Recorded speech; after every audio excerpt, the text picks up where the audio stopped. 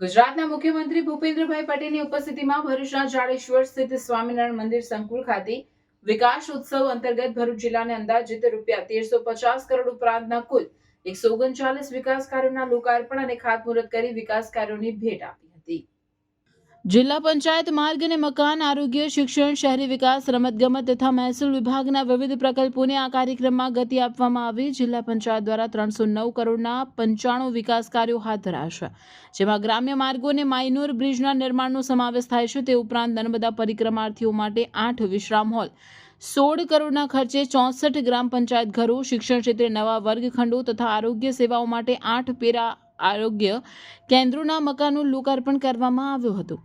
માર્ગ અને મકાન વિભાગ હેઠળ અંકલેશ્વર રાજપીપળા હાઈસ્પીડ કોરિડોર અને અંકલેશ્વર એર સ્ટ્રીપ ફેઝ 2 સહિત કુલ 985 કરોડના પ્રોજેક્ટ્સનું ખાતમુહૂર્ત પણ કરવામાં આવ્યું। આ પ્રસંગે મુખ્યમંત્રીના હસ્તે લાભાર્થીઓને સહાય ચેક તેમજ તાલુકા દીઠ 1 ડ્રોન દીદીને ડ્રોન તેમજ સોઇલ ટેસ્ટિંગ સિસ્ટમ અર્પણ કરવામાં આવી હતી। મુખ્યમંત્રીએ આ વિકાસ કાર્યો દ્વારા ભરૂચ જિલ્લાના માળખાગત વિકાસને નવી ગતિ મળશે તેવી આશા વ્યક્ત કરી હતી। આ પ્રસંગે તેઓએ ભરૂચ મહાનગરપાલિકા બનવામાં રહી ગયું હોવાની રજૂઆત ટાંકીને તેનાથી પણ વધુ વિકાસ માટેની ખાતરી આપી આયોજનબદ્ધ રીતે કાર્ય કરવા જણાવ્યું હતું। આ કાર્યક્રમમાં ભરૂચના સાંસદ મનસુખભાઈ વસાવા, પ્રભારી મંત્રી પ્રફુલભાઈ પાનસેરિયા, મંત્રી ઈશ્વરસિંહ પટેલ, ધારાસભ્યો રમેશભાઈ મિસ્ત્રી, અરુણસિંહ રાણા, રીતેશભાઈ વસાવા, ડીકે સ્વામી, જિલ્લા ભાજપ પ્રમુખ પ્રકાશ મોદી સહિત અન્ય હોદ્દેદારો અને ઉચ્ચ અધિકારીઓ સહિત પ્રજાજનો ઉપસ્થિત રહ્યા હતા।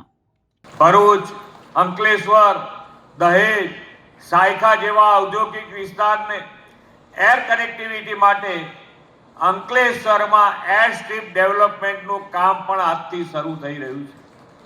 હાઈ સ્પીડ કોરિડોર અને કનેક્ટિવિટી મળતાથી ભવિષ્યમાં લોકોના સમયની બચત થશે અને એસઓયુ પહોંચવામાં પણ સરળતા થશે।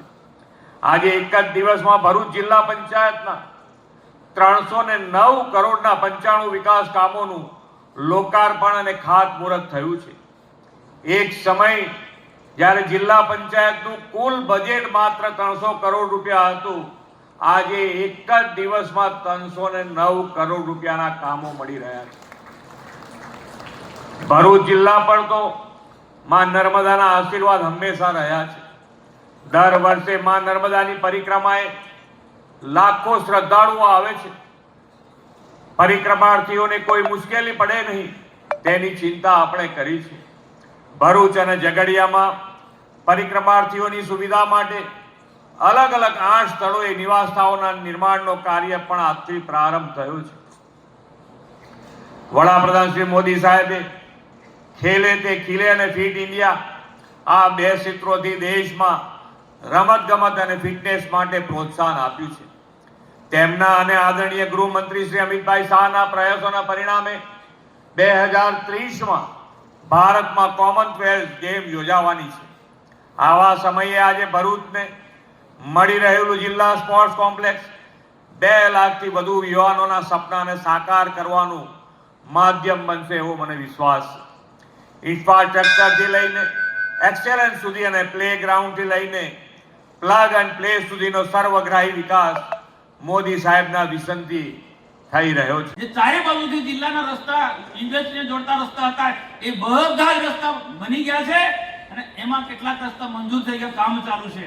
અને આજે સાચા અર્થમાં ઇન્ડસ્ટ્રીને જોડતા રસ્તા હોય, ભરૂચથી દહેજ હોય કે પછી અંકલેશ્વરથી મહારાષ્ટ્રને જોડતો રસ્તો હોય, ડેડિયાપાડા નેત્રંગવાળો, એ પણ સાહેબ એટલો આજે રસ્તો ટનાટન બની ગયો છે કે આ લોકો તમને આશીર્વાદ આપે સાહેબ।